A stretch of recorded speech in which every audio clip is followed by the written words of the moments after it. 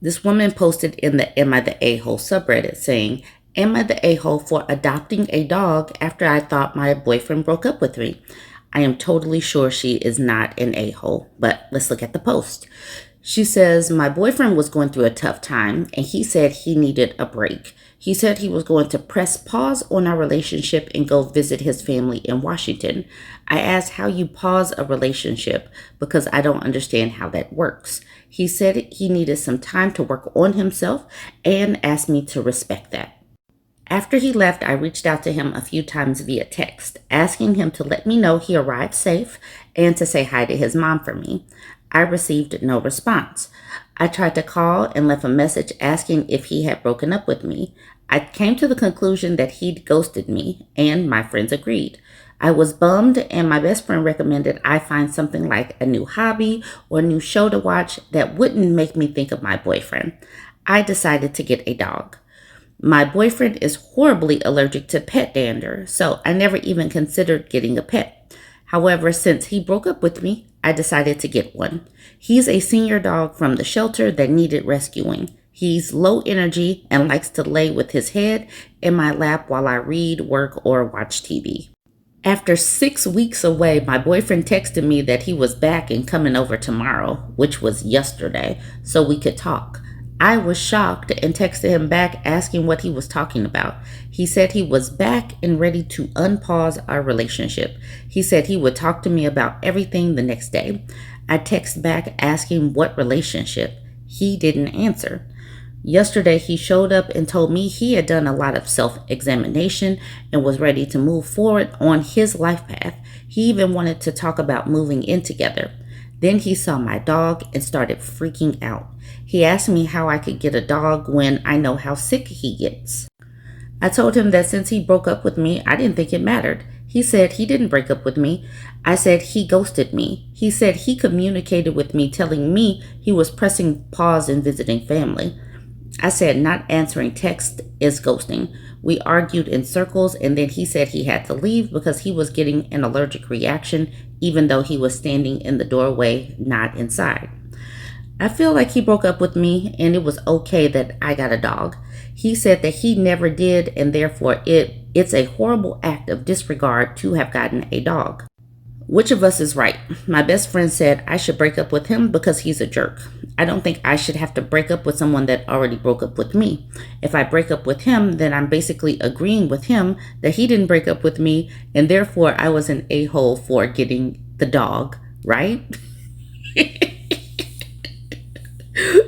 6 weeks is a long time to not communicate. I agree with this woman that she shouldn't have to break up with someone that she's already broken up with. I don't care who broke up with who, but he literally didn't communicate for 6 weeks and talking about I pressed pause. Okay, did she agree to this? Because she didn't understand what a pause was. There was no clarity. I'm glad that she moved on and that she has rescued this shelter dog. Dudes are going to have to learn how to communicate better is basically what I'm seeing in some of these relationship posts. Anyways, let's move on to some important stuff. Too Specific J says, not the a-hole. What mixed breeds do you think your dog is made up from? And she says, I think mostly Rottweiler. We have to get to the crux of the story, the details that need to be fleshed out. Socks Pat says, I guarantee the dog loves you a lot more than he does. Odd Welcome says, he has the right to press pause. You have the right to press stop. Who cares who broke up with who? You are over. It's that simple. Also, he didn't live with you. You don't owe him not having a pet. 6 weeks is also a very long time. Either he was cheating or in rehab of some form. Normal breakup from life is a few days, maybe a week, and you still answer your partner. 6 weeks of zero answers is ghosting.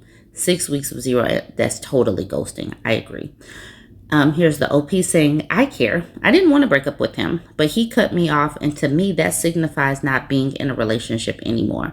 But if he's saying he didn't break up with me and I have to break up with him, it feels like forcing me to do his dirty work. That's a good point too. It's like my boss saying, I'm not firing you because I don't want to pay unemployment, so you have to quit. You can't do that. It isn't fair. This is also in alignment with why women are the ones that end up filing for divorce more often. A man can leave. He could be moved on with somebody else. He could have a whole nother family somewhere else. And the woman will have to just do the paperwork to signify that it's completely over. He could have literally moved on first, but she would be technically the one that is initiating the divorce because she's the one that filed for divorce. No appearance says, just maintain that he broke up with you since he made the unilateral decision to press pause. He didn't tell you when he'd come back, so you weren't going to wait around. What if he waited a year? You aren't a toy, so him leaving with no communication afterwards is a breakup to you. Hyde at the bottom says, ghost the dude. You don't need to say anything. Yeah, you don't need to. Just block. She should have literally just blocked. He ghosted. Block him. Block his friends. Block his mama too. Raka says, this seems to be an unpopular view on things, but he said he needed some time to figure things out and you to respect that. Then you asked him to give you a heads up when he arrived. Then you text, call, and leave a message. Is this respecting what he wished for? I mean, you could have said that you're not comfortable with it and you rather end things right there, or ask in that situation what he actually meant. Or you could have interpreted what he said as exactly that. For most men, I need a break means I need a break and nothing else. Could that mean that after the break, the relationship doesn't continue? Sure, but it could also continue. I don't really see you trying to contact him respectful towards his wish. In that regard, you are the a-hole. Getting a dog after you believe he's gone, in that case, you're not. And then the OP says, you don't think that people in relationship have obligation to inform their partners that they are safe and communicate as to their current situation. Raka didn't come back and respond to that. But absolutely, even if you are taking a pause, you still owe some form of communication. Thinking that you're just going to stop communicating altogether, you're not in a relationship anymore, as far as I'm concerned. But that is my opinion. I do want you to weigh in. Okay, Passage says, I think you hit the nail right on the head here. There has never been a relationship I've been in where I haven't gone on a long trip that my significant other hasn't checked on me about my safety. That he did not do that further cements the fact that this a-hole knew exactly what he was doing. All the taken name says he apparently expected you to wait forever, which really tells you everything you need to know about how he views you and your needs. You are much better off with an awesome dog. And the thing is, they really believe that they are the prize, that there's going to be fanfare and like, oh my God, you're back. They really don't believe that a woman will move on. She was hurt, but she's moved on.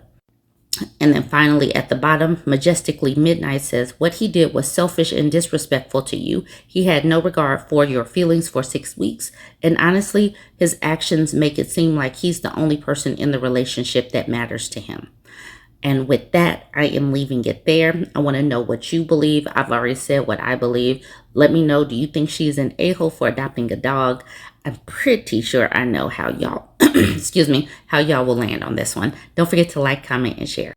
So this person posted in the I don't like subreddit. This person says, I don't like poor people having kids willingly. I don't like poor people having kids willingly. Y'all know that this started a discussion. He came back with an edit, or maybe I should say they came back with an edit. I don't know if this is a man or a woman. I will come back up to the edit in just a moment. Let's look at the post. Okay, so this person says, I know things happen. I would also like to say I grew up in poverty as the oldest of 2 kids.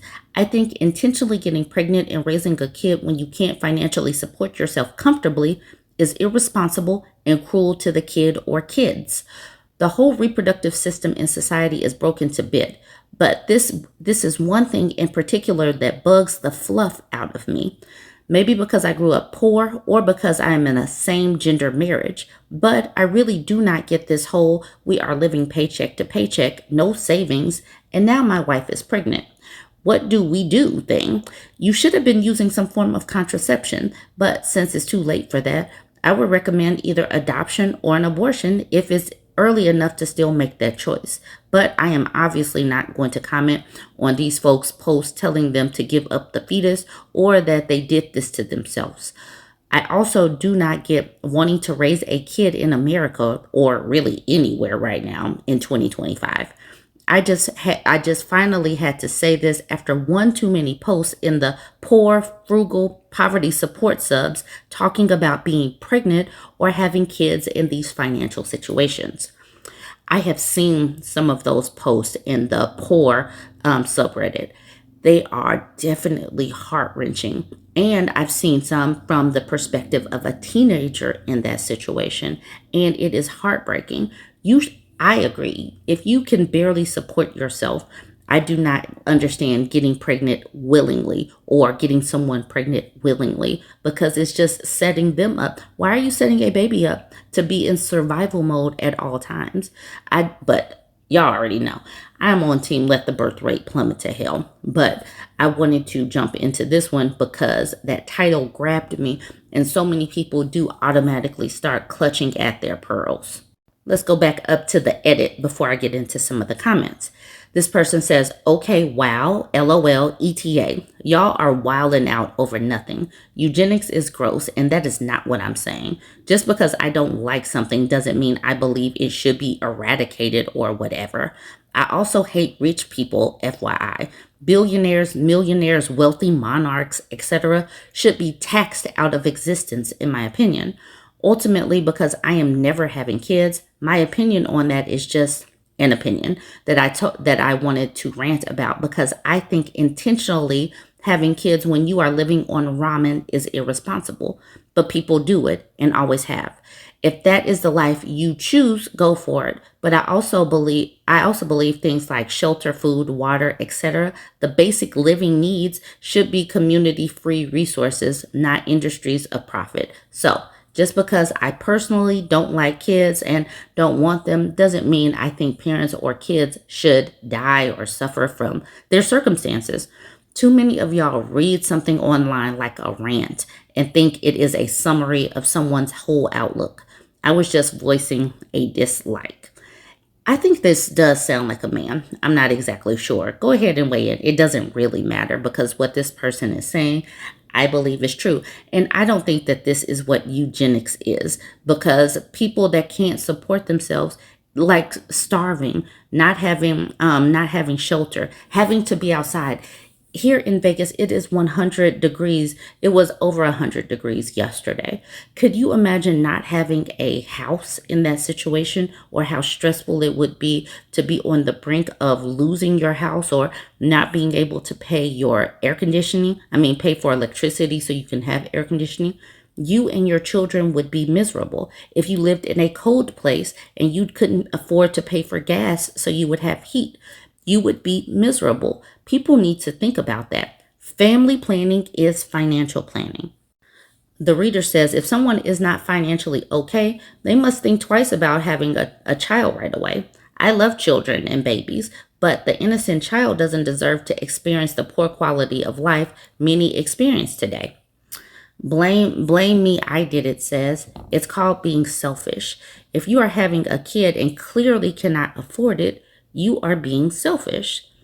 Main Supermarket says, kids deserve love, not money. Whew, this type of sentiment is extremely silly because when you are hungry, you cannot go open up the refrigerator and say, here's some love for your belly. If you're thirsty, you cannot drink some love. People that say this type of stuff, this is ridiculous to me. This is a ridiculous line of thinking.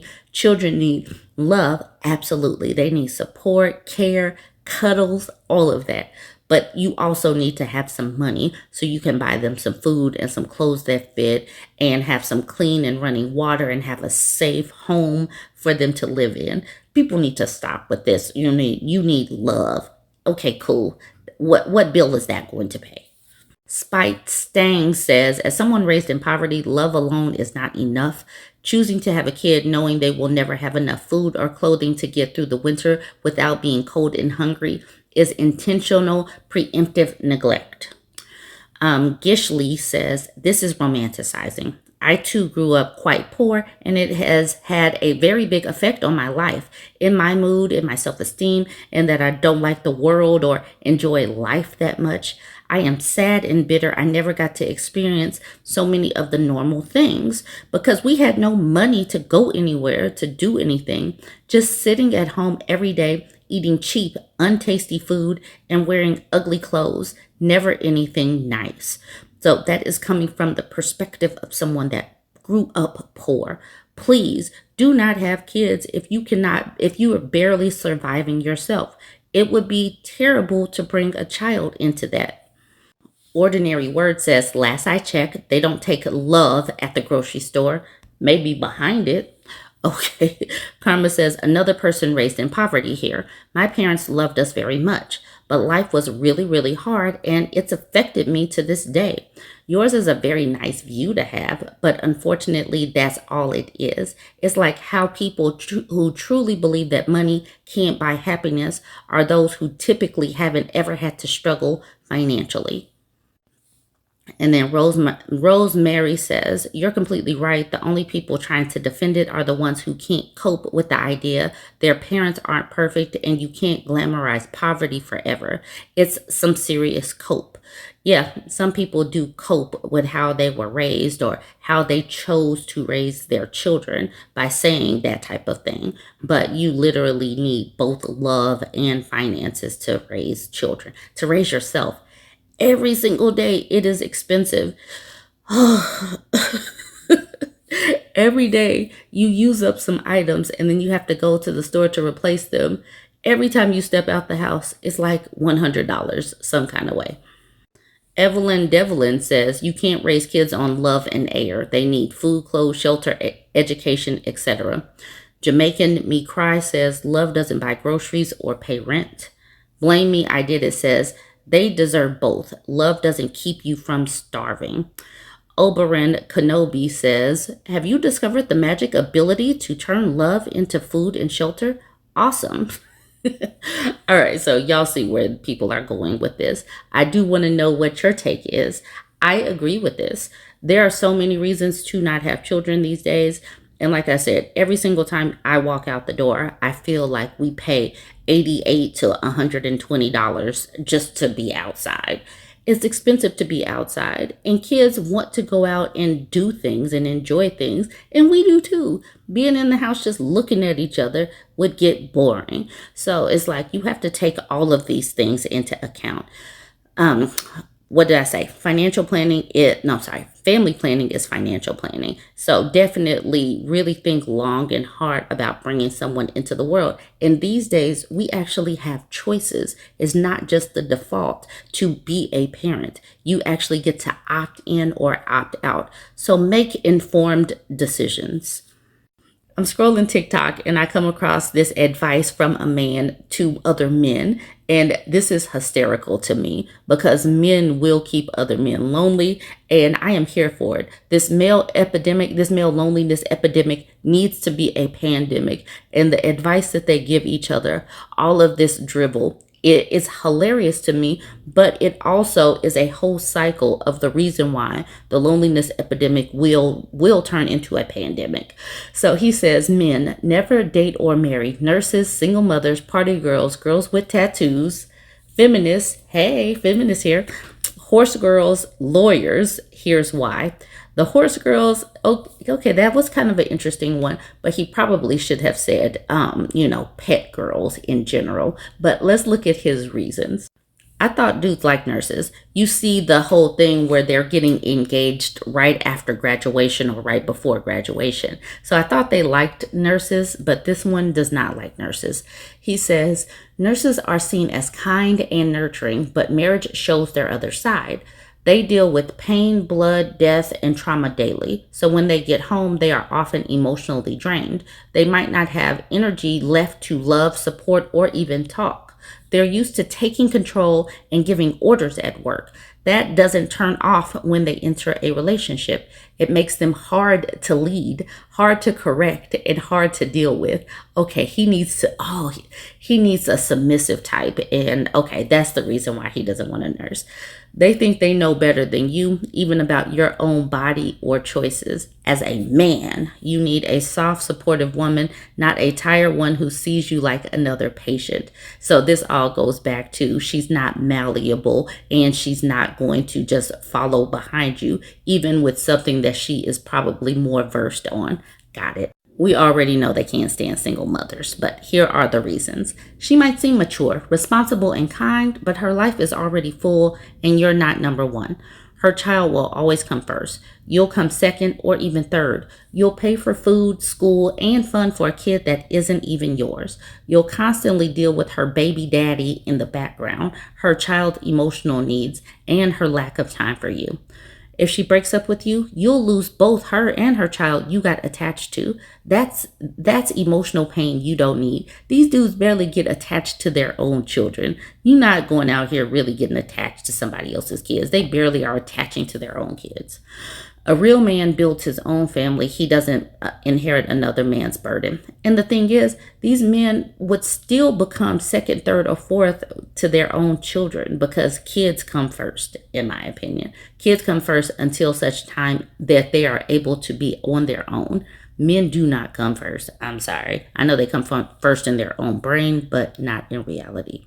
Party girls. She's wild, fun, sexy, and completely unfit for marriage. She drinks, stays out late, dances with other men, and posts half-naked photos. She's addicted to attention and outside validation. This type of woman doesn't understand loyalty or privacy. She lives for the moment. She's not thinking about kids, home, or peace. She's chasing dopamine and likes. Once you lock her down, she'll either become bitter and bored or cheat to feel alive again. She belongs to the nightlife, not to your future. And the thing is, women can be anything at any point in time. Back in college, I was a party girl. I enjoyed myself. I like dancing. I went out, had fun, and I went back home and I studied because I partied while I was in college. For those that don't know, all of the dance moves and everything that I was doing, like to the Cuban songs, the bachata, the merengue, the salsa, all that I learned in college because it was fun to go out and dance. And now I am a mom who barely can stay up past 9 o'clock. It's like we can be all of these things at any particular point in our life. Girls with tattoos. Tattoos are not just ink. They tell you what's inside her mind. Many tattooed women have deep emotional wounds, rebellious attitudes, and trauma they haven't healed from. Each tattoo often marks a moment in pain, anger, or impulse. She likely didn't think long term when she got them, and she won't think long term in a marriage either. Marriage requires self-control, stability, and respect, and tattoo culture often comes with recklessness and emotional baggage. Now, this is a tattoo that was actually dedicated to my grandmother. If you can see the eyes inside the wings, it was to symbolize my grandmother having my back after she passed. So it was a little bit of pain, but it was more a dedication and to say that my grandmother had my back. But because of this post, I now know that I am traumatized and that I cannot have a marriage long term, despite the fact that I've been married for over 11 years. I will go tell my husband now that we need to break up. All right, let's buckle in because we're at feminists. Feminists, she may talk about equality, but she really wants power over men. Feminists don't believe in gender roles. They don't want to follow a man. They want to fight him. They view submission as slavery and masculinity as toxic. She'll constantly argue, challenge, and compete with you. There's no softness, no nurturing, no peace. You'll feel like you're in a debate, not a relationship. Marrying a feminist means living with conflict. Real men don't want to be corrected daily. They want to be respected. You can tell that these men really have not had conversations with feminists. We are not really out here trying to fight. We're not trying to be in charge. We're not trying to overpower men. We're not trying to have conflict daily. The whole lack of nurturing and lack of peace, Tell that to my children. Man, my daughter will not get off of me. That girl is connected to my hip because she is always needing to hug and love on her mom. There's no challenge daily. That's stressful to be fighting daily. We just literally want a companion, a supportive person, and not to be a servant. No, we're not going to be just up here submitting. No. And to think that that is just a norm that they want women to submit, they're going to have to get themselves, a doll or something, a robot or something, because there are some of us that do not believe that submission is important. I was a fully functioning human before I met my husband. I was a fully functioning adult that was making my own choices. I didn't need someone to come in and start leading me. But now that we are a couple, we make decisions that are good and work for our family, not that he gets to control everything or that I'm trying to fight for control. Absolutely not. We just jump in and we both play a role, and it's important for our family. There's no fight. And so many women I know lots of married feminists. I do know lots of them because we're in relationships and we know how to have balance. We can definitely have balance and not be steamrolled. So, he can choose to not like us, and that is perfectly fine because women like us, we wouldn't even look at dudes like this and give them a second glance. So it's perfectly fine, dude. Horse Girls was very specific to me, but he says, it sounds funny, but it's real. Horse girls are emotionally tied to animals more than people. She talks to her horse more than you. She spends more money on her animal than on her man. Her horse isn't just a pet, it's her therapy, her priority, her obsession. She's often stubborn, hard to reason with, and emotionally distant. Her horse comes first, always. You'll always compete with an animal for her love, and you'll lose. That's not a healthy marriage. That's a one-sided relationship. One-sided relationship with hay in the bed. The thing about this, I'm totally sure that he could have replaced this with dogs because men seem to really, they can't stand women with dogs either for many of the same reasons. They believe that a woman's time, energy, and resources should be poured into them. And so when a woman is choosing to have a pet or a hobby or some plants or just some time for herself to go out traveling, they take that seriously. They take that as an affront to them. They think that all of that extra should be poured into him. Like he says, she spends more money on her animal than on her man. Why? You think I'm supposed to just start pouring some money into you? They really think that they're supposed to tap into a woman's resource. Lawyers. Lawyer women are trained to argue. That's their weapon and they never put it down. They make money by proving people wrong. So at home, they do the same. They want to be right, not to make peace. You'll feel like everything is a fight. They correct you, question you, and sometimes talk to you like you're on trial. They also tend to put their career first and delay kids, family, or support.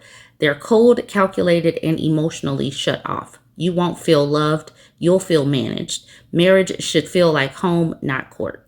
I can understand the whole arguing thing, but that is probably going to be any woman that is in one of these types of fields. But I am sure that she could put that down. But I'm not a person that dates a woman. But regardless, they tend to put their career first. I am totally sure that he could have replaced the word lawyers with any driven women, any driven woman that's in a career, that they really feel like a woman needs to just have absolutely no ambition. They don't like a woman with ambition. They see that as being masculine or everything. But I am totally sure that these women aren't checking for a person like him anyway. He is one of those people that will be insecure, especially with a woman that comes out making more money than him anyway. So I'm totally sure that women are perfectly fine. Career women would be perfectly fine staying away from him. Feminists would be perfectly fine staying away from him. But that is my thinking. What about you? That's what Cora says. Y'all might as well add women with a job to that list.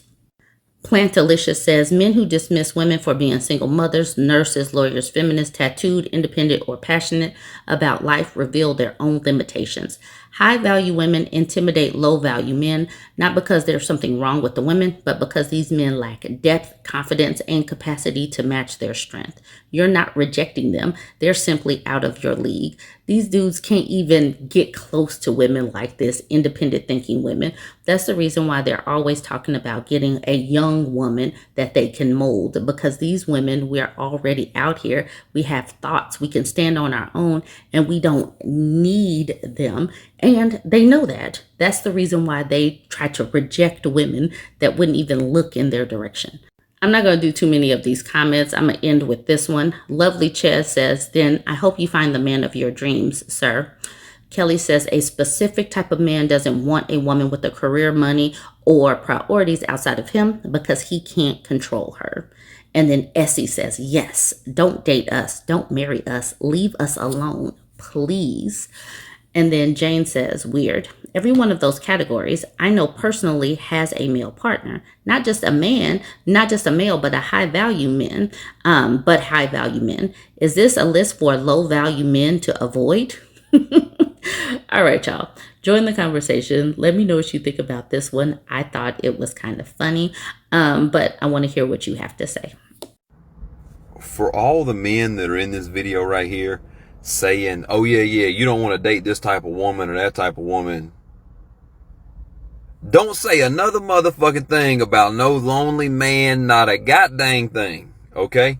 Because as long as you think that a woman is going to be an issue if she's any of these things, first, if there's any woman out there that's a single mother nurse that likes to party and already has tattoos, a hard feminist, she likes to ride horses on the weekend, and she has a law degree, holler at me.